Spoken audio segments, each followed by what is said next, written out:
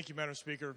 I rise this evening in strong support of Senate Amendment A. I came to Ledyard 10 years ago after retiring from the Navy, and for the 3 years preceding my election to join this august House, I served as a town councilor in the town of Ledyard. In that time, I came to understand the relationship between the town of Ledyard, the casinos, and the tribes. 20-plus years ago when this started, there were a lot of issues. And as with any relationship, it started off rocky, and I would argue that many of that was caused by the fact that the municipalities were not involved in the discussions for the starting of those casinos. They were negotiated between the federal government, the state, and the tribes themselves, and the towns were basically set upon. And that led to a very rocky relationship, which came down to communication. But I will tell you, over the last several years, those relationships have improved dramatically.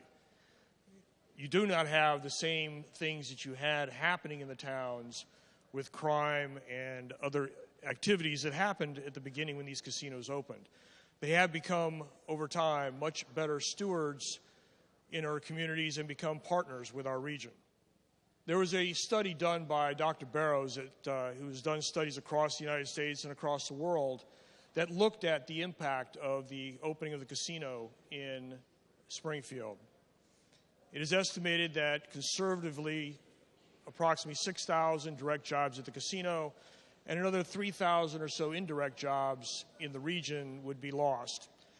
And I say conservatively because there are a number of factors that were not factored into that study, not the least of which is the plan that we have to expand our transportation network from New Haven up to Springfield, which would then lead, just like we see buses coming from New York and from Boston and other areas to the casinos of southeastern Connecticut, we would now see likely that the casino in Springfield would subsidize travel from the New Haven corridor up the railway. And leaving aside, and I would say that this is a single issue that I received the most communication from my district, and as it happens, both casinos happen to be in my district. Almost unanimously in support of the casinos and allowing them to maintain a greater presence within the state. And you might ask why that is. We've heard a lot of discussion tonight about the jobs and the revenue within the state. And the question has been raised about jobs in southeastern Connecticut. Will we lose jobs in southeastern Connecticut? Is there a net gain for the state? What is the question? These 9,300 jobs, and I've had people talk about the proverbial low-quality, low-paid job at the casino. The facts don't bear that out. I've had numerous residents in my district write to me about that the casinos gave them an entry-level job, and over 5, 10, 15, 20 years of a career there, they have progressively moved up into areas of greater responsibility that came with that greater salary. So they are very happy with their jobs that they have with the casinos and see them as good employers that take care of them. The challenge we face today is twofold, and I would encourage my colleagues to consider two things. One is jobs and the other is revenue.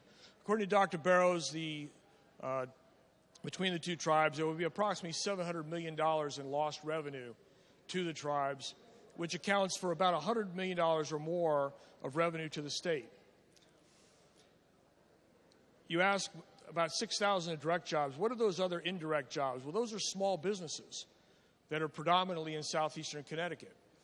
They bring the food to the casinos. They take care of the laundry. Other small businesses that will be dramatically affected, including the restaurants in the area. For all these reasons, I think this is the decision that needs to be made today. I encourage my colleagues to seriously consider the jobs and the revenue to the state and the benefit that it brings as good stewards to our state over the past several years. Thank you, Madam Chair.